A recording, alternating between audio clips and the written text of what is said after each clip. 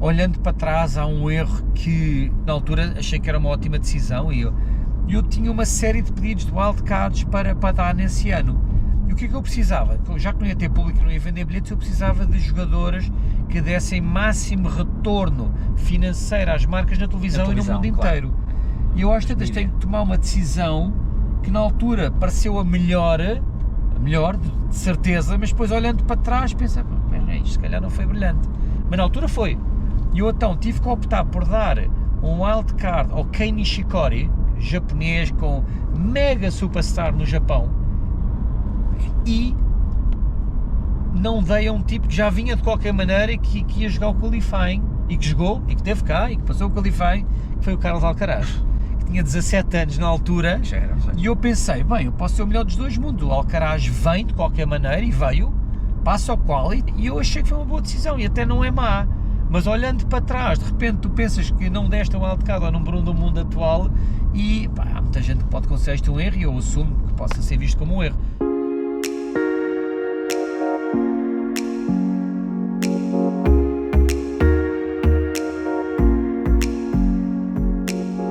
Muito bom dia a todos, bem-vindos a mais um episódio do podcast Arte Errar, depois de algumas semanas ou alguns meses de paragem devido a férias de Natal, devido às intempéries que assolaram o nosso país, aquelas muitas semanas de chuva que todos nos recordamos. Estamos de volta, desta vez com um convidado ligado ao mundo do ténis, João Zilhão. João, muito bem-vindo. Olá, bom dia, estás bom? Obrigado por teres aceitado o convite para participar na Arte Errar. Temos connosco alguém que passa a vida a construir palcos onde outros brilham, mas raramente é ele que aparece na fotografia. O João é daqueles nomes que muita gente já ouviu, mas poucos realmente conhecem. Está há mais de 25 anos no epicentro do desporto internacional, a coordenar eventos onde convivem federações globais, patrocinadores, poder político, como falávamos há pouco, mídia e atletas de topo, que são as verdadeiras estrelas do evento. É muito mais do que um diretor de torneio, é um gestor de risco em escala internacional. Fez parte da organização do Tennis Master Cup em Lisboa, já no longínquo ano 2000.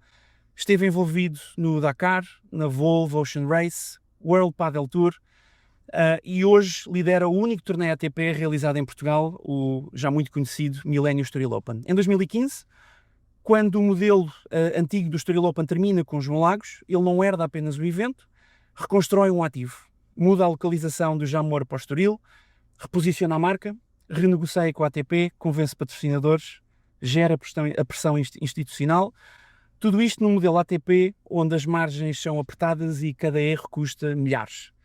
O João move-se no mundo de alta performance, padrões elevadíssimos e diplomacia permanente, onde cada decisão tem impacto financeiro, político e reputacional, não apenas para ele e para a sua equipa, mas também para a imagem de Portugal enquanto organizador de eventos internacionais. Dito isto, mais uma vez, João, bem-vindo.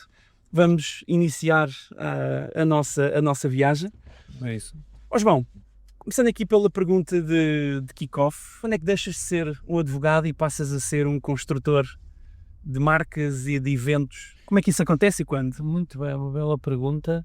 Portanto, eu tiro o curso de Direito na Universidade de Lusíada. À altura eu diria que eu senti durante o curso que eu não tinha veia jurídica, mas toda a gente dizia na altura que era um grande curso para ter, mudava muitas ferramentas para a vida, e realmente naquela altura o curso de Direito da Lusíada era considerado um dos bons cursos em Portugal. Porquê? Porque tinha horários obrigatórios a todas as cadeiras. Era impossível dispensar da oral. Portanto, a pessoa tinha que ter 8 valores para ir ao oral. Sim. E depois, desde o primeiro ao quinto ano, tive horários obrigatórios a todas as cadeiras. Era uma nervoseira o dia de oral. A pessoa tinha que ir de fato e gravata, tinha 2 professores à frente, velhos tendo de fato e gravata, mas realmente deu-me uma preparação para a vida brutal. E lá está, apesar de não estar nos escritórios de advogados, não há um dia que eu não perco um contrato. Tenho contratos todos os dias em cima da minha mesa para ver, para rever, e portanto deu-me uma excepcional bagagem para o mundo em que eu me movo hoje, que é muito mais o mundo dos patrocínios, o mundo comercial, o mundo da logística, da operação, lá estava a montar este grande palco de negócios que é o Millennium Steel Open e obviamente outros eventos também em que estamos ligados. Eu estou muito ligado ao golfe também. Sim. E também ao paddle. Esqueci-me que Sim, abriu o paddle. Mas golfe já há vários eventos que fizemos em Portugal. Tivemos a ajudar no Portugal Masters do Algarve durante uns anos. Depois estivemos aqui como co-promotores em Cascais do Golf Sixes. Infelizmente, depois a pandemia pôs fim ao segundo e terceiro ano desse evento que ia existir em 2021. Anos difíceis. Anos difíceis.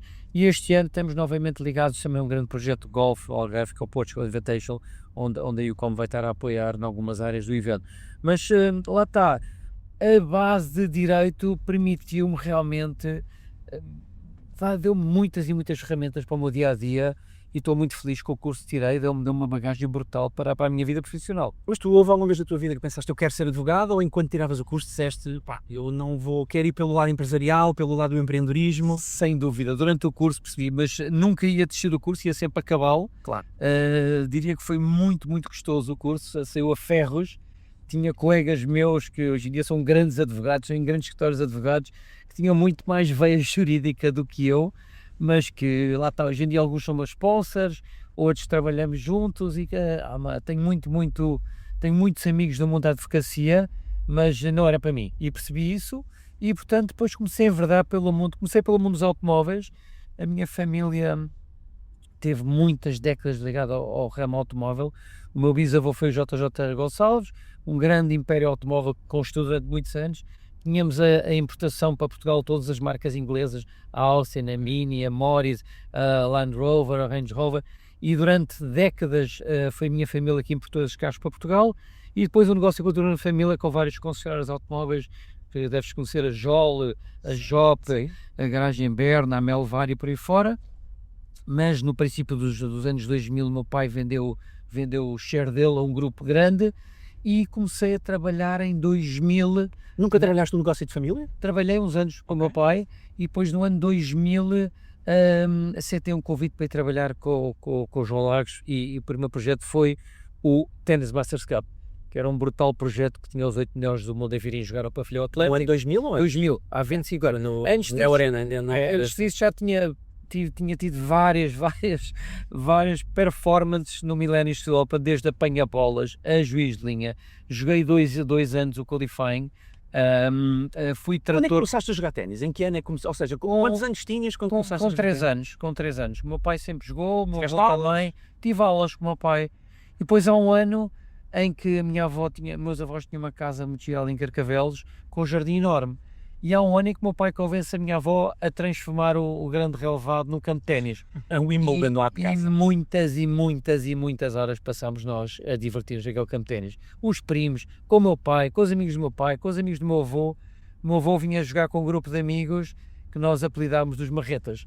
Não eram grandes jogadores, mas eram grandes pessoas, e eu passei magníficos tempos com o meu avô e com os amigos dele. Jogaram até aos 80 e tal anos, todos, e que vinham tipo 3 vezes por semana, segundas, quartas e sextas à tarde, jogavam um bocadinho, paravam, lanchavam, mas era muito giro. E tanto tenho grandes memórias daquele corte que era na Casa dos Chopos, como se chamava a casa, ali em Carcavelos, e fui muito feliz lá. Tu alguma vez pensaste em ser profissional? Houve uma altura no ténis que... Pensei, mas eu nunca treinei para ser profissional. O máximo que treinei foi 2 horas por dia, 5 vezes por semana, não era o suficiente. Mas nunca tive qualidade suficiente para ser um jogador de alta competição. Fui um razoável jogador amador em Portugal, e pronto, fiz umas flores, mas nunca tive hipótese de ser jogador profissional, nem enverdei por essa vertente. Ia-te perguntar sobre o Estoril Open no Jamor. Okay. Tu começas a trabalhar como apanha-bolas? Até eu começo em 1990 como apanha-bolas, depois fiz uns anos como juiz de linha, depois fiz uns anos como eu sou bilingue, eu nasci em Londres, a minha mãe inglesa, o meu pai português, Stilwell. Mas dito isto, eu era trator de conferências de imprensa do Slope, portanto o jogador falava inglês, eu traduzia para português e vice-versa. Depois fui trabalhar com o João Lagos para a Lagos Sport no ano 2000. Com o Tennis Masters Cup e com o Millennium Steel Open, onde eu era assistente diretor do torneio. E fui durante muitos anos, até 2012, em que fui parte de uma reforma que foi feita interna e vários de nós fomos despedidos em 2012. Na altura, qual era o teu papel? Tu eras Eu tornei, fazia muitas a coisas. pessoa que negociava Os jogadores, sim, aprendi muito com os João Lagos, obviamente, muito daquela casa. Foi uma grande escola, uma grande universidade de grandes eventos e grandes desportos que houve em Portugal e grandes modalidades. Depois, em 2012, eu fui uma das pessoas que foi despedidas na altura e é no ano... quando se dá aquela situação da Dakar. Não, dos não, Lagos. não, o Dakar já tinha sido há muitos anos antes, foi em 2008. Ok. Não, houve ali uns anos conturbados de entrada de diretores executivos do Banco Espírito Santo a virem gerir e tal. Foi tempos conturbados e difíceis para todos nós que lá estávamos. São tempos que eu não tenho grandes memórias, mas foi o que foi. E pronto, em 2012 fui para o mercado de trabalho e começo a trabalhar para uma empresa alemã. Vais para o mundo corporativo. O mundo corporativo, e em 2013 começo a trabalhar em março, acho eu, para uma empresa alemã chamada Ucom, que tem 3 vertentes: Ucom Media, Ucom Events, Ucom Play, portanto, gestão de jogadores, produção televisiva de eventos desportivos e também organização de eventos desportivos. Em 2014, outubro ou qualquer coisa, o João Lagos comunica que não vai poder continuar com o Estoril Open, no Jamor e tal. E depois é nessa altura que junto 2 sócios, o Jorge Mendes, da Polaris, e o Van Wegel e o Armindo Mirante, que se juntam à Ucom e cria-se a Three Love, que decide avançar para o Estoril Open em fevereiro de 2015.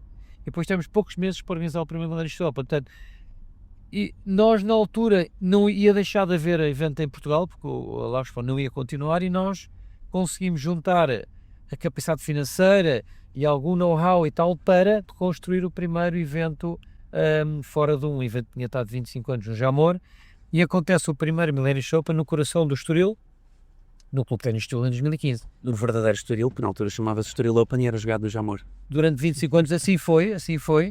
Acho que foi uma questão estratégica de marca e de posicionamento e tal. Voltando aqui um bocadinho atrás, nessa altura, eu imagino que tenhas passado aqui momentos difíceis quando acabas por sair, por te afastar da organização do Estoril Open ainda no Jamor. Sim. Nessa altura, enfim, conta-me um bocadinho como é que foram esses momentos. Tu pensaste, olha, nunca mais vou regressar a este mundo, vou seguir a minha vida corporativa, ou ainda tinhas uma tenue esperança de eu vou dar aqui uns anos, mas acredito que ainda posso fazer aqui qualquer coisa? Foram momentos tristes na altura, fiquei muito triste, eu estava muito ligado ao evento, fiquei muito triste, obviamente na altura não vou esconder, foram momentos tristes, mas estava perfeitamente preparado para seguir rumo noutros campos e estava super contente. Rapidamente refiz a vida para ficar contente noutros meios, mas não sabia o que é que a vida ia dar, e a vida dá muitas voltas, como se vê, não é? Eu sempre tive uma relação excepcional com a ATP, como continuo a ter, e foi realmente quando se percebeu que não ia ser possível o antigo promotor continuar, apesar de todos os esforços que ele fez, quando se percebeu que havia ali uma hipótese de salvar o Open para Portugal e de manter o evento ATP vivo em Portugal, que é aí que eu sozinho não tinha capacidade, e foi aí que convidei o Jorge Mendes aliás, já estava a trabalhar com o Jorge Mendes e o Van Wegel e o Armindo Mirante, que era sócio dele, a Van Wegel. Eu já estava a trabalhar com o Jorge Mendes num projeto que ia fazer com o Roger Federer e com o João Sousa no Pavilhão Atlântico. Depois acabou por não avançar, por não encontrarmos o apoio suficiente da Câmara para o fazer, mas eu já estava a trabalhar com o Jorge em alguns projetos paralelos, e surgiu esta tripartida, esta força tripartida de uma empresa alemã forte, o Jorge Mendes tinha bastante força financeira e nome, e a Van Wegel também, para conseguir arrancar e manter vivo o projeto em Portugal, um projeto ATP em Portugal, para continuar e não se perder nenhum ano.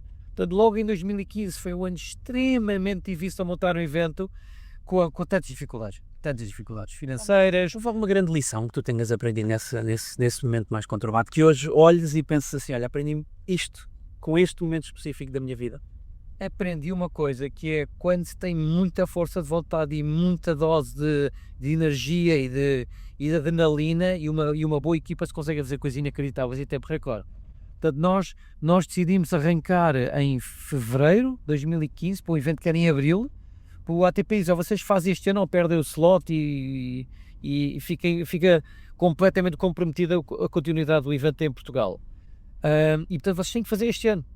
E o risco era gigantesco, o risco financeiro era brutal. Agora a grande lição é que realmente eu lembro não tive um único fim de semana livre, não tive vida, o risco era brutal, a pressão era brutal de como é que isto vai ser, tantos anos feito tão bem no Jamor e com um nível tão alto, como é que nós agora vamos conseguir reinventar-nos para criar uma coisa que continue a fazer sentido para Portugal e para o país e para os sponsors, num clube que o clube na altura, vou ser sincero, não estava em grande forma, era preciso investir. O Clube de Ténis do Estoril estava a precisar de muito investimento, estava numa fase da vida do clube em que não tinham sido feitos os investimentos certos no clube. E portanto nós chegamos lá, ainda me lembro de chegar lá para uma primeira visita com o Milênio BCP, que estava a ver se entrava ou não no projeto. Eu tive vergonha. A calha para ser. Estava, mas estávamos ainda a ver se fazíamos no Estado, em Oeiras ou Cascais. Portanto, foram momentos de grande tensão, mas em que aprendi que houve decisões que tiveram de ser tomadas e depois ir para a frente com elas e com a certeza que se ia conseguir com muito, muito trabalho. Onde é que sentiste mais, eu diria, atrito nessa altura? Ou seja, com a autarquia, com o ATP ou com investidores? As três. Não houve assim nenhum destes três eixos onde tenhas... Com as três. Basicamente, o ATP queria que nós dessemos todas as seguranças e mais algumas financeiras para que não houvesse problemas e, portanto, aí houve realmente umas exigências financeiras do ATP absolutamente ridículas do ponto de vista de letters of credit e todas as garantias bancárias e pagamentos à cabeça e tudo mais, portanto, muito, muito difícil desse ponto de vista. Com as autarquias, na altura o interlocutor do Oeiras era o Paulo Vistas, em Cascais tínhamos o Carlos Carreiros, o Miguel Pinto Luz, o Bernardo Correia de Barros, e realmente nós tínhamos uma decisão muito difícil que era ou ir para continuar um projeto que tinha sido durante 25 anos feito no Jamor, ou criar uma coisa nova, mas com muito mais desafios do ponto de vista logístico e operacional, o Clube de Ténis do Estoril. E na altura optámos por a mudança e por ir para um conselho que nos recebeu de braços abertos e prontos para investir connosco e para atravessar dificuldades juntos e por aí fora que foi, e volto a dizer, e sempre fui muito, tive muita consideração pela aposta feita pelo Miguel Pinto Luz e pelo Carlos Carreiras e pelo Bernardo Correia de Barros neste projeto e em trazê-lo para Cascais e para o coração do Estoril, mas foi realmente muito difícil. Depois, o terceiro eixo foi efetivamente convencer sponsors e todos os stakeholders que fazia sentido apostarem neste novo projeto, porque havia muita gente com muitas dúvidas, que nós íamos conseguir, quem é que era esta equipa, se íamos ter sucesso ou não, e realmente tivemos que realmente investir muito na relação com as pessoas e realmente no evento, perdendo bastante dinheiro no primeiro ano, mas para fazer como deve ser. Eu ia-te perguntar isso, nessa altura quando tu arrancas o projeto do Estoril Open com esta transição física ou geográfica, neste caso aqui para o Clube de Ténis do Estoril, se tu já nessa altura vias o Estoril Open como um negócio ou como um projeto de prestígio que pensaste, eu não sei o que é que isto vai dar financeiramente, mas isto está de dar qualquer coisa no futuro que vai prestigiar o país, vai prestigiar a região, digamos assim, e que se vai tornando um negócio.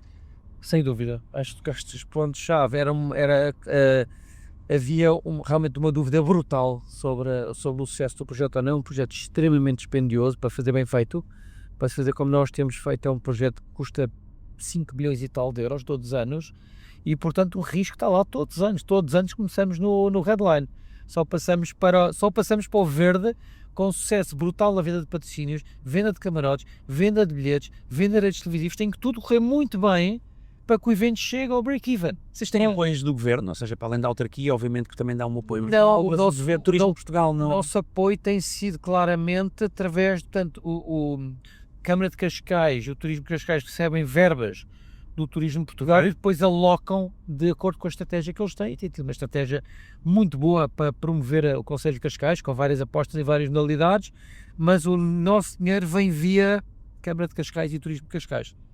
Não recebemos diretamente do Turismo de Portugal, sendo que sabemos que o dinheiro vem do Turismo de Portugal, portanto são apoiantes do projeto. O tal é um outdoor do Milênio Open a promover efetivamente a nova data de 18 a 26 de julho, que é um novo evento de verão.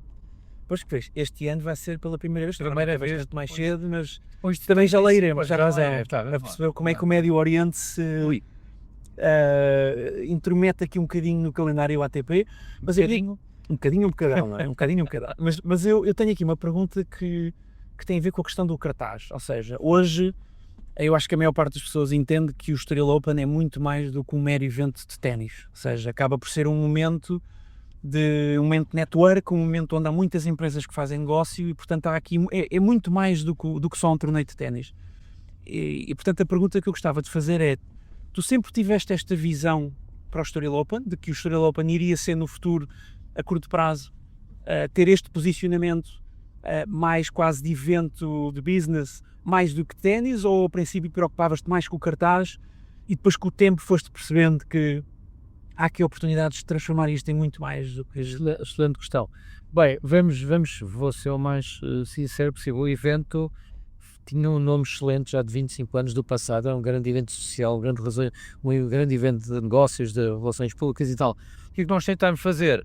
Não estragar o que já tinha sido bem feito e potenciar com novidades. Criámos os night sessions, os jantares, criámos mais entretenimento, mais arte, mais cultura, mais diversão, portanto, uma plataforma 360, gosto ou não de ténis, as pessoas vêm ao ténis, e depois o que é que fizemos também, que eu acho que foi um caso de grande sucesso, aproximamos realmente a área corporate do ténis. Portanto, se tu reparares, o nosso restaurante, nós chamamos o VIP Slice, é claramente em cima do corporate. Gosto ou não de ténis, as pessoas acabam por ver ténis, a proximidade da zona corporate, a zona chamada VIP Slice Lounge, e o ténis é muito próximo, as pessoas estão a poucos metros de um camarote para poder ir ver ténis. Portanto, eu acho que conseguimos aproximar o mundo do ténis e da terra batida e das bolas com o mundo corporativo. E lá está, o evento é muito mais que um evento de ténis, é muito mais que um evento só de desporto, é um evento, lá está, de música, de arte, de muita gastronomia, de vinhos, de enólogos, de cocktails, de muitas festas. Portanto, nós tentámos dar ainda mais, para além daquilo que já tinha sido bem feito no passado, um uplift, um upgrade àquilo que já era um evento com muito sucesso. Portanto, eu acho que não estragámos nada do que tinha sido feito bem no passado, simplesmente tentámos elevar em algumas áreas. Eu neste momento, eu diria que gasto tanto tempo a negociar chefes com estrelas Michelin como jogadores. É verdade, e temos tido realmente um catering de excelência, a base toda é feita pela Casa do Marquês, que faz um trabalho excepcional. Depois eu faço upgrades, e hoje de manhã tive uma reunião com um chefe do Nobu, de Marbella, que vem todos os anos cozinhar com mais 4 chefes do Nobu, toda a área japonesa do evento. E realmente nos últimos anos houve um upgrade grande. Depois tem tido todos os anos grandes chefes de Cascais, grandes chefes do país a vir cozinhar. O Tiago Penão, que hoje não sabemos ainda ou não se vai ganhar uma estrela Michelin com o capo nos prémios Michelin que são hoje à noite, mas depois vários chefes estrelados como o Gil Fernandes, como tantos outros grandes chefes que já tiveram no nosso evento a cozinhar ao vivo e que as pessoas realmente gostam, porque vêm ver um bocadinho de ténis e depois tem toda a outra parte social, corporativa deste grande evento de relações públicas e networking que é o Millennium Estoril Open.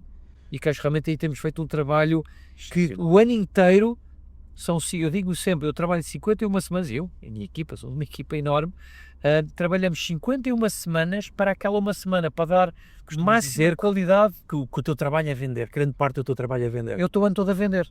Lá está, para chegar ao tal break-even do evento, eu tenho que ter um espírito comercial que está sempre aberto. E ainda agora, sábado fui uma festa de um sponsor nosso, um grande sponsor nosso, que é o Major Group, o CEO fazia anos, e lá nessa festa eu próprio fiz muito networking e tinha lá pessoas, ainda há camarotes para venda, não há, gostava de estar, queria patrocinar, essa área está fechada. Portanto, eu sempre que começo uma conversa, invariavelmente vou aterrar um bocadinho no ténis durante a conversa. E tenho sempre cartões de visita para passar e tal, e criam-se ali pequenas ligações que às vezes dão frutos, outras vezes não dão. A maior parte das vezes imagino que já levei, as pessoas acham que é fácil, mas acho que ser um bom gestor de não, imagino, não é? Tens que ser uma pessoa que aceita ou não com toda a naturalidade. Eu estou há meses, faz parte. Estou há meses por rir com algumas marcas, vocês nem vão acreditar, vocês acham que estão a fazer fila à porta para patrocinarem, mas estamos a poucos meses do evento, graças a Deus agora é mais para a frente, e eu não tenho algumas áreas básicas do evento, não consegui ainda reunir com as pessoas-chave nessas empresas. E estamos a falar de eles têm respeito pelo Managed Open, mas não têm agenda e não se consegue e não... Ou simplesmente não é o posicionamento que eles querem, ir para ténis. Tem a ver com fase. Existe isso muitas vezes. Todos os anos saem patrocinadores, entram outros novos, há categorias que eu nem estava a pensar a fechar e depois fechei essa categoria, sei lá, este ano tenho uma comida de cão no Open, a Purina Pro entra como comida de cão, o grupo Nestlé, já lá tem a Nespresso, entra mais uma. Infelizmente, depois de muitos anos connosco sai a Sakur Brothers, apesar da relação excepcional que eu tenho como este Sakur, que é meu amigo e que sempre adorou o projeto, não consegue estar connosco este ano. Pronto, contingências da vida, há fases melhores e piores das empresas e lá está. O que é que isto obriga? Obriga a estar constantemente a vender e a procurar soluções. Como é que se consegue conviver? Enfim, eu sei que a tua empresa não faz só ténis, nós já falámos aqui, já organizaste Evolution Race, Paddle, Golf, portanto tens muitos outros eventos que a tua empresa também organiza e obviamente também obtém aqui fontes de rendimento, mas o ténis imagino que seja uma fatia grande. Focando no ténis e no Millennium Steel Open, como é que se consegue e como é que tu especialmente consegues conviver sabendo que de um ano para o outro o ATP pode decidir, até pela questão do calendário que falávamos há pouco, este ano não há espaço para o Steel Open, portanto temos pena. Como é que tu vives isso? Esse é o trabalho constante que eu faço. Eu vou a 3, 4 reuniões por ano com a ATP, tenho uma relação de décadas com muitos agentes do mundo do ténis, e é uma questão de gerir lobbies internacionais, posicionamento, continuar ano após ano a realizar um evento que é muito aplaudido pelo ATP, pelos jogadores, pelos sponsors internacionais, mas lá está, hoje em dia está muito difícil esta área do calendário do ATP. Porquê? Os Masters 1000 antigamente ocupavam uma semana e hoje em dia ocupam 2. Sim, passaram por tudo. E foi isto que eu estava a explicar às pessoas quando no ano passado fomos um ATP 175, o ATP baixou de categoria porque não havia espaço para o ATP 250. Porque antigamente, quando nós começámos, havia muito espaço no calendário. O ATP pediu-nos joelhos para continuar com o Estrela para 2015, porque ia haver ali um buraco no calendário se não houvesse. Hoje em dia é o contrário. Eles precisam de ganhar espaço para os Masters 1000 poderem viver com as 2 semanas. Está a ocupar esse espaço? É o país do Médio Oriente? Não, neste momento, por exemplo, Madrid e Roma antigamente ocupavam uma semana cada, só ocupavam 2 semanas de calendário, agora ocupam um mês inteiro. E portanto, cada semana a mais do Masters 1000 mata-te 3 ATP 250. Portanto, o aumento para 2 semanas de Madrid e de Roma matou 6 ATP 250. Logo, só esses. Agora há uma nova, esta equação que é o calendário ATP, que é o inferno para montar, há uma nova equação que em 2028 vai haver um Masters em Arábia Saudita. Ok. O que é que eles disseram? Saudita a entrar. O que é que eles disseram? Nós queremos um Masters 1000 e queremos. E portanto o que eles querem é uma questão de cifrões. Claro. Já se falou num bilhão de euros, já se falou em muitas centenas de milhões de euros e o ATP teve que sentar à mesa com eles. Perceberam da lição, e aqui estamos a falar hoje um bocadinho de errar, o Golf errou quando não se sentou à mesa com eles. Eles criaram um tour paralelo, o Live Tour, que fez muitos estragos no PGA Tour e European Tour. Bem como o Real Madrid queria fazer com a questão da Liga dos Campeões, que era fazer a tal Liga Europeia, e que juntou alguns clubes, e hoje temos este formato novo da Liga dos Campeões. O que é que aconteceu com o Golf? O Golf, o tal Live Tour, que foi buscar os melhores jogadores ao European Tour, que criou realmente graves danos nos tours que já existiam. E o que é que o ATP achou? É melhor sentar-nos com eles e encontrarmos aqui uma solução, porque eles vão criar um tour paralelo e vão-nos buscar os melhores jogadores e de repente temos aqui um problema ainda maior. Portanto, neste momento, em 2028, vai aparecer mais um Masters 1000 no calendário onde já não há espaço e, portanto, são tempos muito difíceis e muito conturbados. O que é que nós estamos a fazer aqui em Portugal? A tentar todos os anos fazer o melhor evento possível para que o ATP sinta que este evento é absolutamente imprescindível no calendário, o ATP, que se encontrem soluções, mas são difíceis cada vez mais. Claro, nós basicamente estamos a falar nisto, da forma como o mundo tem vindo a mudar, os negócios, os eventos desportivos. Que skill é que tu hoje tiveste que desenvolver nestes últimos anos e que não tinhas há 10 ou 15 anos atrás, quando o mundo dos eventos desportivos era diferente? Acima de tudo, respeitar ao máximo os meus patrocinadores, que são quem pagam os eventos. Portanto, é muito difícil conseguir atrair um patrocinador novo para o projeto, mantê-lo é muito difícil. Portanto, esta relação de respeito contínuo e de criar o máximo retorno para cada uma das marcas que está connosco, eu acho que é um dos skills que eu adquiri, que é fundamental. para lá estar ter uma família de sponsors que depois faz com que o evento seja sustentável. Porque sem patrocinadores não há eventos. Mas tu tens a tua, ou vocês têm a vossa autonomia na forma como organizam o evento, ou os 100%. Ou os patrocinadores tentam de alguma maneira interferir no... Não, ou seja, o passou com a Nentra, tenta obviamente retirar o máximo retorno daquele investimento que está a fazer. Mas confia em vocês. Mas confia muito, já confia muito nos conceitos, mas nós trouxemos imensos conceitos novos para o evento que ainda estavam a ser afinados. As tais sessões noturnas, os jantares, os jogos à noite, mas eu ainda me lembro do primeiro ano que não havia potência no clube para ter eletricidade e jogos à noite. E era preciso um investimento de dezenas de milhares de euros para pôr uns postes novos e iluminação e tal. Portanto, é só armadilhas. Problemas que a pessoa vai aparecer, ninguém se lembra.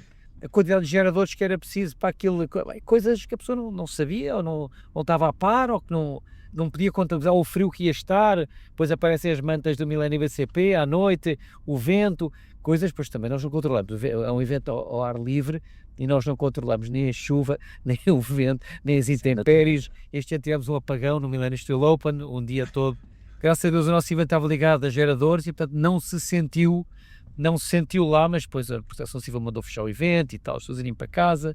Já vimos um evento sem público, em que o evento de 2021 de Covid, na altura do Covid. e na altura eu estava ali dia a dia a ver o que é que ia acontecer, o que é que o governo permitia fazer, a tentar que o governo deixasse que os jogadores chegassem a Portugal e não tivessem que estar em quarentena não sei quantos dias, a tentar que todo o tipo de soluções para que o evento conseguisse acontecer, para não ser cancelado um segundo ano consecutivo. Tu alguma vez nessa altura achaste, enfim, já aqui tive vários empresários e acho que a gente falou um bocadinho nisso, tu alguma vez nessa altura achaste, epá, eu não sei o que é que vai acontecer com este evento nos próximos anos? Mas completamente. Eu estava em casa com a minha família a trabalhar para pagar um evento que não tinha acontecido em 2020, portanto eu já estava todo montado quando nós o cancelámos, portanto eu paguei a montagem e a desmontagem do evento que não houve em 2020, em 2021 paguei a montagem do evento para um evento sem público.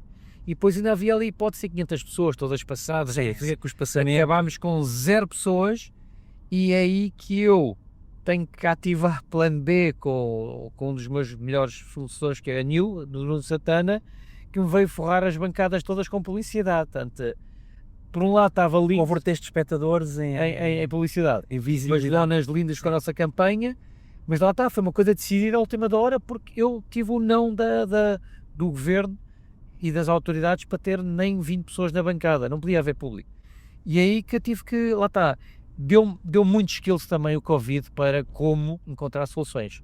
Houve algum ano onde tenhas cometido um grande erro que teve um impacto significativo na tua empresa? Olhando para trás, há um erro que, não diria que foi um erro, olhando para trás, mas na altura achei que era uma ótima decisão e eu sempre trabalhei a área dos jogadores em grande parte da Shape com o meu sócio o Ben Van Vegel, foi um ex-jogador, magnífico ex-jogador holandês, batalhava-se com o Ivan Lendl na altura dos júniores e tal, e hoje em dia joga lindamente ténis e paddle, e eu e o Ben estamos sempre a falar dos jogadores que vêm ao Open e a sincronizar o que é que faz sentido para o Open, e depois obviamente eu faço as negociações com os agentes, mas ainda me lembro que nesse ano de 2021, em que percebemos que o evento ia ser só um evento televisivo, eu de repente tenho uma data de agentes a pedir wildcards para jogadores, este, aquele e piloto, ou seja, o wildcard é um jogador que não tem ainda ranking suficiente para jogar o torneio, mas já ele vai ser alguém no futuro, em princípio, ou então não se inscreveu a tempo. E eu tinha uma série de pedidos de wildcards para dar nesse ano. E o que é que eu precisava? Já que não ia ter público e não ia vender bilhetes, eu precisava de jogadoras que dessem máximo retorno financeiro às marcas na televisão e no mundo inteiro. E eu às tantas tenho que tomar uma decisão que na altura pareceu a melhor de certeza, mas depois olhando para trás pensei, isto se calhar não foi brilhante. Mas na altura foi. E eu então tive que optar por dar um wildcard ao Kei Nishikori, japonês com mega superstar no Japão, as mega e na Ásia, top 10 mundial, portanto era um gajo que trazia um top 10 para o torneio, dava-me visibilidade mundial brutal e especialmente na Ásia, e não dei a um tipo que já vinha de qualquer maneira que ia jogar o qualifying, e que jogou, e que teve cá, e que passou o qualifying, que foi o Carlos Alcaraz, que tinha 17 anos na altura, e eu pensei, bem, eu posso ser o melhor dos dois mundos, o Alcaraz vem de qualquer maneira, e veio, passa o qual e tal, quem chegou só vai poder jogar se lhe der um wildcard, ou seguir inscrito a tempo. Portanto, e eu achei que foi uma boa decisão, e até não é má. Mas olhando para trás, de repente tu pensas que não deste o wildcard ao número 1 do mundo atual, e há muita gente que pode considerar isto um erro, e eu assumo que possa ser visto como um erro. Olha, é uma daquelas coisas que tu olhas para trás e dizes, pô, correu bem, mas eu posso olhar para mim no espelho e que é grande camelo, Jó. Tinhas o Carlos Alcaraz a pedir um wildcard e tu não lhe deste e obrigaste-te a jogar o qualifying, apesar de ele ter 17 anos, ainda ninguém sabia muito bem o que é que aquilo ia dar. Primeira aparição. E eu já vi ao longo dos tempos tipos que são apontados para ser o próximo,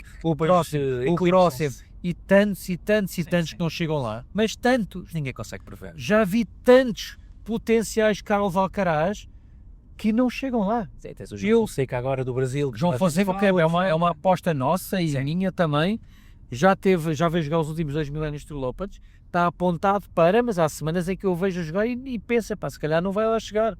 Mas, por exemplo, há 10 anos comecei a apostar num tipo chamado Nick Kyrgios, e dei muitas entrevistas na altura. Ele tinha 20 anos, celebrou cá 2 vezes os anos dele.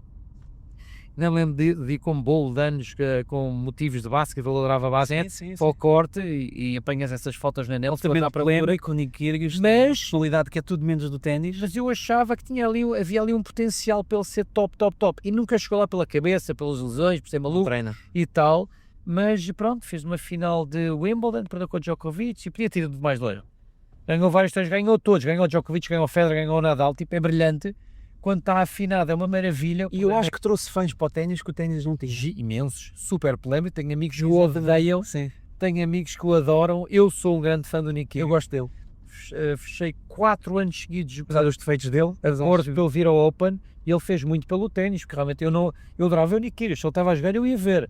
É o tipo que te dá audiências ao ténis que o ténis precisa, é também o gajo que te dá controvérsia. Sim. É o tipo que parte 3 raquetes, é o tipo que insulta toda a gente. Faz conferências de imprensa que as pessoas querem ver porque sabes que vai dizer coisas fora da caixa. Era o John McEnroe da nossa geração, mas eu acho que ele trouxe muito ao Millennium Tour Open. A tua equipa tem que ter essa capacidade de adaptação quase ao segundo e de conseguir encontrar soluções, ou tu planeias caos? Não planeias caos, mas adaptas-te ao caos. Eu habituei-me, ao longo destes de 25 anos ligado ao mundo do ténis, a sofrer cada vez menos com cabeças de cartaz a saltarem fora por lesão, por isto, por aquilo, por perderem a primeira. Já me aconteceu de tudo na vida e, portanto, eu neste momento tenho que trabalhar para o sucesso do evento no seu geral. A parte esportiva e a parte tenística é aquilo que tiver que ser. E dou-te um exemplo muito claro. Durante 3 anos seguidos, o João Sousa perdeu na primeira ronda do Millennium Open. E nós, a organização, ficou toda triste. Os espectadores ficaram todos tristes. Os canais televisivos portugueses ficaram tristes. O sponsor nosso title, que é o Millennium BCP, e dele também, na altura, eles assinaram com o Millennium Open, com o torneio, mas com o João Sousa, jogador também. Tinham preparado montes de coisas com o João para o torneio todo, ele perdia sempre à primeira, com tipos que não devia. Porque, se calhar, muita pressão, e não jogou bem naqueles dias, e ténis é isso, há um dia que estás 10% abaixo, o outro está 20% a melhor do que costuma estar e acontece em tudo. Agora, foram 3 anos seguidos, de repente chegamos ao 4º ano do Millennium Tour Open, e eu olho para o quadro e disse, este quadro está fortíssimo. Primeira ronda Daniel Medvedev, João Sousa ganha. Segunda ronda ganhou pessoas a salva match points. Depois ao Kyle Leonard, que era top 20. Depois ao Stefano Tsitsipas, que era top 15. E na final o Tiafoe. Tu olhas para o ano em que o João Sousa ganha, e era, se alguém me pedisse para meter €1 que fosse da vitória dele, não era naquele ano. Ora, deixa-me fazer-te uma pergunta um bocadinho polémica, vamos lá, e que tem a ver com prize monies. Enfim, nós sabemos que estamos num mundo onde existe muita pressão, e em grande parte acho que faz todo o sentido, por igualdade salarial, mulheres, homens. Sim. O ténis tem sido, corrijo-me se eu estiver errado, mas sobretudo nos grandes slams tem sido talvez dos únicos desportos onde existe igual prize money para homens e mulheres. O que para as mulheres, obviamente, que festejaram esse tópico, mas também já tiveste alguns jogadores, nomeadamente o Rafael Nadal e outros, que vieram de alguma maneira questionar se isto era igualdade e se fazia sentido, até porque normalmente, eu acho que com exceção do US Open, que é o único onde o feminino até gera mais dinheiro em termos de audiência do que o masculino, pelo menos foi aquilo que eu li da Coco Gauff que disse isto. Ou seja, porque o que é mais justo? É os atletas femininos e masculinos ganharem consoante o valor que aportam e que trazem para o projeto? Ou por simplesmente marimbaste nisto e dizes não, é igual para toda a gente, vamos cortar o bolo a metade? É polémica a pergunta. É um tema super polémico e obviamente que eu percebo os dois lados da moeda. É óbvio que os homens têm que trabalhar muito mais horas para ganhar o mesmo do que as mulheres, e eu explico isto, é muito simples. Começa logo pelo facto que os jogos das senhoras são ao melhor 3 sets. Sei, espete-se lá. Portanto, duram uma hora e meia, vá lá 2 horas se o jogo for muito esticado, está bem, é melhor 3 sets. Ora, estamos a falar das médias. Os homens jogam a melhor de 5 sets, em que tu vais ver a média do tempo que demora um jogo de homens e vai para as 2 horas e meia, 3, 4, 5 horas e tal. E se tu fores ver, por exemplo, o ano passado, a final de Roland Garros, que foi Alcaraz-China, 5 horas e tal, e se tu fores calcular, portanto, quem ganhou foi o Alcaraz, não é? Salvou 3 match points. Imagina, eu vou dar aqui um número redondo, ganhou 3 milhões de euros, não é? Pela vitória. E depois, afinal, ele ganhou 3 milhões, divides os 5 horas e 39 minutos que ele teve a atuar, portanto, que é um espetáculo na final, já nem vou contabilizar as outras rondas todas antes, que são 6. Tu vais chegar a um valor por minuto de tempo de atuação. A senhora ganhou, há de ter ganho os mesmos 3 milhões de euros, porque é a igualdade de prize money, e a final, bem, houve uma final de Grande Slam há pouco tempo atrás em Wimbledon, foi 6-0, não sei se lembras, nem uma hora durou. E tu vais ver e realmente o homem ganhou muito menos por minuto do que a senhora que esteve a atuar. Pá, já não vou falar nas audiências, realmente os jogos dos homens têm tido francamente mais audiências. Trazem mais dinheiro. Trazem mais dinheiro para a modalidade e para os sponsors e para as televisões e por aí fora. E pode haver aqui polémica, mas eu diria que há aqui um fator de justiça que também faz sentido, que é, se calhar as mulheres não aguentam 5-7 e fisicamente é muito puxado para elas, mas também este argumento, há vozes que vão dizer, mas espera, as mulheres correm perfeitamente uma maratona de 42 km e também fazem um Ironman e também são capazes de fazer tudo. Portanto, aqui é um tema muitíssimo polémico, mas eu vivo bem com o facto de haver igualdade de prize money para homens e mulheres. Mas percebo a polémica que existe. Se formos a ver, os homens recebem menos que as mulheres para o mesmo trabalho, basicamente. Passam muito mais horas no escritório, se considerarmos que o corte central é o escritório deles, e se calculares a quantidade de horas que o Senna ou o Alcaraz estão em corte para ganhar um grande slam versus o tempo que uma senhora está, tiveram que trabalhar muito mais para ganhar o mesmo dinheiro, certo? Como é que tu vês o futuro dos eventos? E aqui já não vou tanto para o ténis. Como é que tu vês o futuro dos eventos? Ou seja, nós temos visto que o mundo está a mudar bastante. Tu referias há pouco alguns conceitos que vais tirando das muitas viagens que vais fazendo, mas se tivesses que olhar a 5, 10 anos, para onde é que tu achas que o mundo dos eventos desportivos caminha? Qual é que achas que vai ser o fator chave do negócio? Bem, sinceramente, acho que tu poderes dar experiências às pessoas que vão ao teu evento, eu acho que é tudo uma questão de criar experiências diferenciadoras, únicas.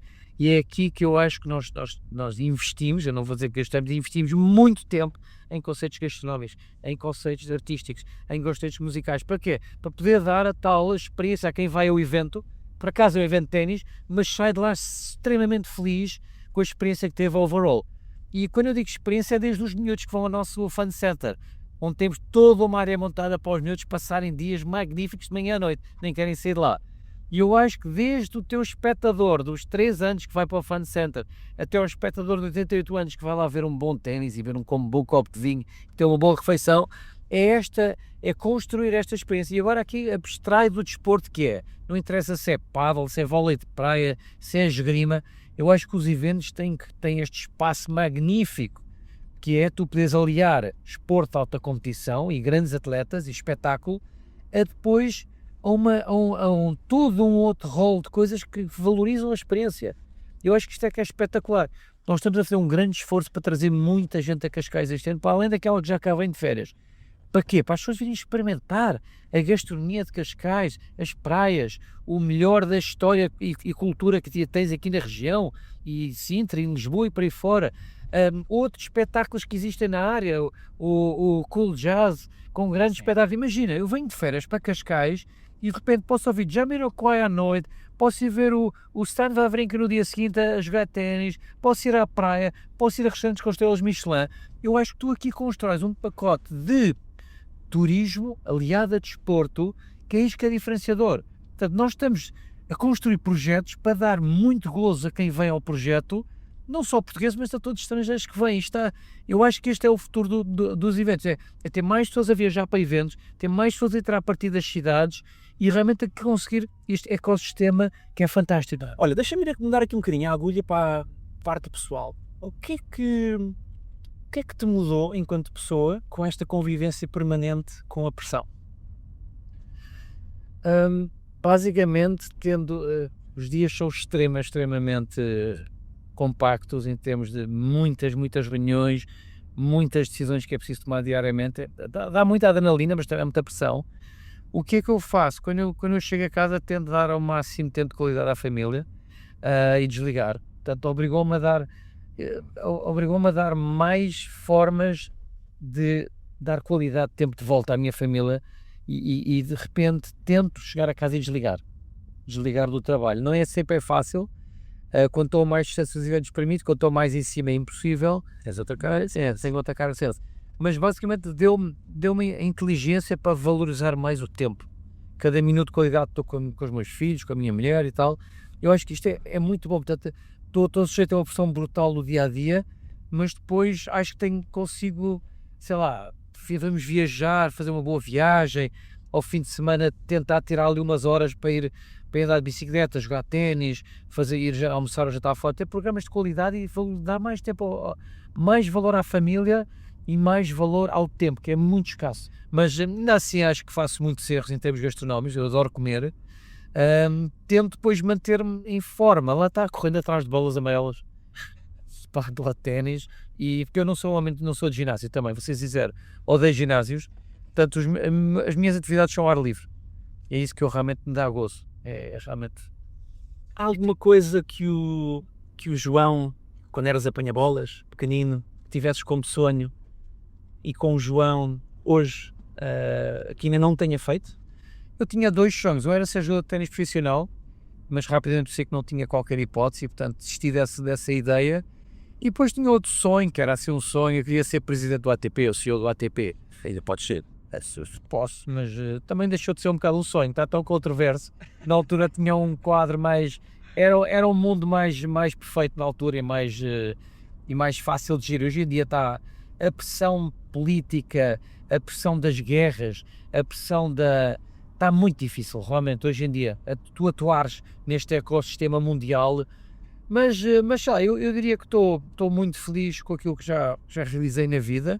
Acho que tenho aqui um evento que é o Millennium Open, que realmente dá muito gozo a quem participa nele, dá muito retorno financeiro para o país e para Cascais e para todas as marcas que estão envolvidas e injeta muitos milhões de euros de volta na economia. Lá está, temos conseguido que as marcas que estão connosco tenham tirado os dividendos suficientes para fazer sentido continuar. E é este trabalho que é muito exaustivo e que realmente obriga a estarmos sempre no topo do nosso jogo. Como se dizem, top of the game. Não dá para facilitar. Não dá, o ano passado foi muito bom, este ano baixas qualidade em alguma área. Não podes. O mundo dos patrocínios e o mundo é expectativa, não é? Tens questão de expectativas que é muito... Nós temos uma exigência brutal. Não dá para facilitar. Mesmo o ano passado, em que o ATP nos reduziu a nossa condição de ATP 250 para ATP 175, nós mantivemos o nível do evento ou até elevamos.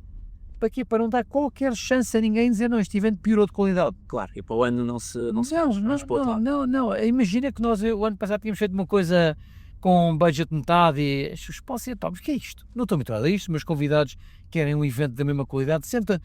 O ano passado, o grande truque, o grande segredo e a grande lição foi ter mantido tudo igual ou melhor.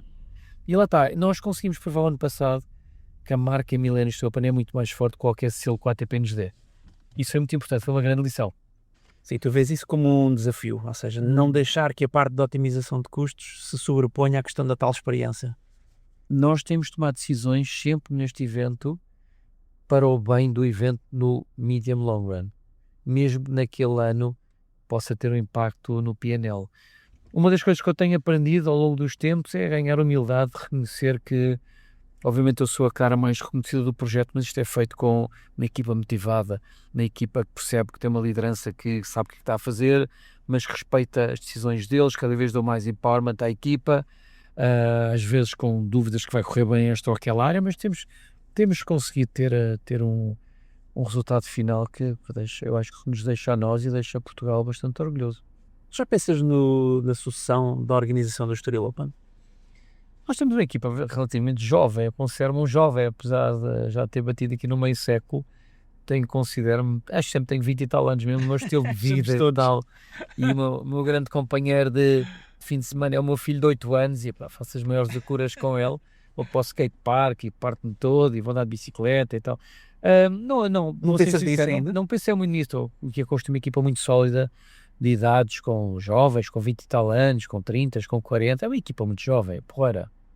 E tem pessoas em cargos bastante importantes, com 30 e poucos anos, que estão cá há muitos anos a trabalhar no projeto, pessoas fantásticas em cada área, que já estão comigo há mais de 10 anos e que fazem um trabalho sensacional. Realmente vestem a camisola, tem o DNA, aquela veia jurídica que eu não tinha no meu curso de Direito, essas pessoas têm claramente nas veias o Millennium Steel Open. Vamos aos objetos? Vamos. Saudades. Então temos esta primeira para mostrar aqui para a câmara. Então, aqui o que é que temos? Acho que já falámos disso hoje, não sei como. Isto foi a minha primeira credencial do primeiro Steel Open que houve no Jamor, em 1990, eu tinha 14 anos, na altura, e fui apanha-bolas, fui ball boy. Isto sou eu, quer acham ou não. Na altura o nome não era digital, era escrito à mão ainda. Em que ano foi? 90. Meu Deus. Portanto, foi há 36 anos atrás, eu fui apanha-bolas. Imenso orgulho nisto, isto é original. Na altura não havia os fios, as cordas, como é que chama? Tive uma brecha. As fitas, sim. E isto era preso assim como... Sim, os clássicos, os crachás, era o crachá. Aqui o crachá, tenho maior orgulho nisto. Muito giro. Fui apanhar isto em casa dos meus pais no outro dia e bem, agarrei-me ela como se houvesse amanhã. E agora impresso por uma empresa que já nem existe, é Solar, Polaroid, whatever. Mas pronto, primeira credencial de 1990, este era o logo inicial do ATP Tour e este era o logo inicial do Steel Open desenhado pela Maluda. Depois, algo muito, muito especial do meu atleta preferido, não vou esconder, o Roger Federer, que esteve cá 2 vezes, em 2008 e 2010. To João, best regards, Roger Federer. Aqui a magnífica insígnia dele, e aqui podem ver, isto não tem M, nem L, nem XL, nem S, Custom Athlete, portanto feita à medida para o Sr. Roger Federer, um presente dele que está guardado lá em casa, quase numa vitrine. Estou a brincar, isto é maravilhoso. E depois, para acabar, basicamente algo muito, muito especial, que foi o João Sousa no último Millennium Steel Open, deu-me esta raquete aqui com uma dedicatória para o meu amigo Joselhão, com muita estima e consideração. Um forte abraço, João Sousa. Portanto, o único português a ganhar o Millennium Steel Open em 2018, e um dos melhores de sempre, e um dos meus jogadores preferidos de sempre também, que no ano em que se despede, e fizemos aqui uma grande celebração para a despedida do João, me veio entregar isto no último dia. Foi um momento muito, muito, obviamente, marcante e cheio de significado, e está na minha sala. E portanto tenho aqui 3 coisas. Incrível, super valiosos. Uma camisola do Roger Federer, que para mim foi o meu jogador preferido de ténis até hoje. A minha primeira credencial do Millennium Steel Open e uma raquete do João Sousa no último torneio da sua carreira. Portanto, 3 coisas que eu guardo com o maior significado e que sim, ficou muito para mim. Teria outras, mas estas 3 sobressaem assim. Incrível, e percebo perfeitamente, a escolha, João. Incrível. O cabelo está igual ainda. 1990, meu Deus. Mesma couve ainda, uma certa força. Muito bem, obrigado pela partilha. Estamos mesmo quase a terminar. Vamos agora aqui à rúbrica Dilemas Rápidos. João, muito simples, são 18 perguntas rápidas, responderes A, B, C, D, o que quiseres, sem justificações. Vamos a isso, João. Pergunta número 1. Difícil. Não são fáceis. Não? Não. Ténis ou pádel? Ténis. Pergunta número 2. Ténis de pares ou individuais? Individuais. Pergunta número 3. Wimbledon, Roland Garros, US Open ou Australian Open? Wimbledon. Pergunta número 4, esta já sei a resposta. Federer, Nadal ou Djokovic? Federer. Esta é mais atual. Alcaraz ou Sinner? Alcaraz. Pergunta número 6. Cancelamento de última hora de uma estrela ou mau tempo durante toda a semana? O que é que preferes? Ui! Cancelamento de uma estrela. Pergunta número 7. Garantir break-even ou arriscar prejuízo para ter um cartaz histórico? Arriscar o break-even para ter um cartaz histórico. Crescer rápido com risco ou crescer devagar com controle? B, com controle. Construir um evento sustentável ou um evento memorável? Ui, eu acho que nós sabemos as duas coisas, mas... Podes responder as duas. Há sempre... É A, B ou eu já... Não, nós fazemos um evento sustentável e memorável todos os anos. Ok. Cada vez mais, tenho parceiros de sustentabilidade, a Veolia e tal, cheio de cuidados com isso. Reputação intacta ou inovação controversa? Esta é difícil. Não, reputação intacta. Ok. Acho que Dizias isso, não é? se alguém tiver a ouvir isto, a quem nós não tínhamos pago a tempo e horas, ou antes do tempo, nestes 11 anos que estou à frente do projeto, que levanta a mão ou que faça um comentário, nós temos tido um comportamento intocável desde 2015, inclusive em 2020, quando cancelámos o evento a poucos dias dele acontecer, fomos pedir uma linha de crédito ao Millennium BCP para devolver o dinheiro todo a quem tinha comprado bilhetes. Portanto, tinhas comprado bilhete para 2020. O evento é cancelado a 16 de março, por causa da pandemia. No dia 20 ou 21 ou 22 de março recebias o dinheiro diretamente na tua conta, sem teres feito nada. Um sponsor que paga muito mas interfere ou um sponsor mais pequeno que respeita a autonomia? Olha, vou dizer, nós tentamos claramente aí encontrar um meio termo entre os sponsors que pagarem o suficiente e o justo, mas também haver um compromisso de todo o compromisso de respeito do conceito, e temos tido sponsors extremamente exigentes no projeto. Ok. Tive cá a Rolex durante 5 anos, só saíram porque fecharam os escritórios em Lisboa e eles não fazem outsourcing de eventos, não põem nenhuma agência a tratar. Sim, Ou são eles, até portanto, tiveram 5 anos como sponsor, grandes sponsors, mas tinham um nível de exigência de loucos. Claro. Eu lembro de receber um book de 16 páginas sobre flores, pantones das flores, Sim, era o playbook deles. claro, para tudo. Negociar com um agente duro ou com um político imprevisível? O que é que preferes? Prefiro claramente o agente duro. Eu negociei com muitos agentes duros, já negociei com os agentes mais duros do mundo. Eu lembro que já fechei para vir ao antigo Estoril Open e agora o agente do Federer, o agente do Nadal, o agente do Wawrinka, do Del Potro, de todos, do Djokovic, todos, negociei com todos. Lealdade a parceiros antigos ou mudar quando encontras mais valor para o evento? 100% lealdade a parceiros antigos, 100%. E tenho tido sponsors que estão comigo desde o primeiro ano e continuam, e às vezes vêm outros bater à porta e surdo e mudo.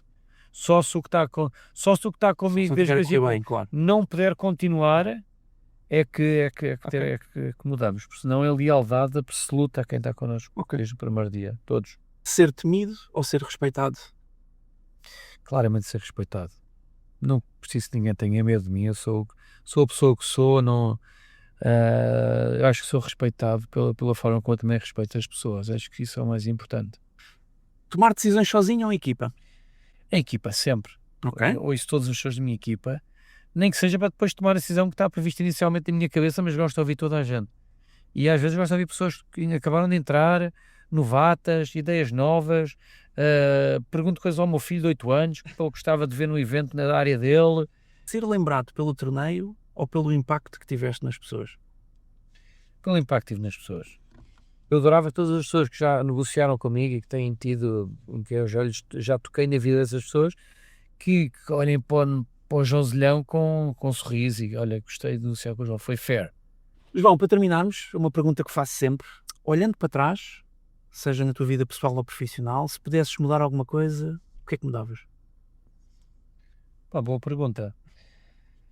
Bem, uma das coisas na altura que eu, quando acabei, portanto, eu estudei no St. Julian, dos 13 aos 18, e depois, aos 18 anos, tinha feito o International Baccalaureate, o IB, tinha hipótese de estar para fora, e fui um bocadinho na altura, quase praticamente toda a minha turma foi estudar para grandes universidades lá fora, Oxford, Cambridge, Harvard, Yale, tive excelentes alunos na minha turma, que tiveram entrado em grandes universidades, e eu fui um bocadinho... tive medo de ir e acho que me tinha feito muito bem, ainda mais aberto o horizonte, ter ido feito Ganhares mundo. ganhares muito. Depois acabei por ganhar muito fruto da minha vida. Eu viajo muito.